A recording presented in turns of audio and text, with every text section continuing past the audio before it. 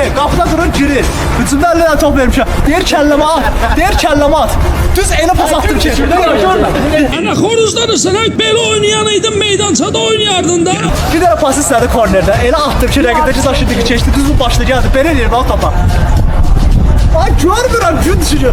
Gözdə gün düşürsə niyə kəllədə top istəyirsən? Niyə kameramızdan qaçırsan? Niyə kameradan qaçırsan? Nə deməksən? Boş qapıya qol vurdun, nə deməksən? Sonra da bir qol sevinci edirsən. İki tane vurdum.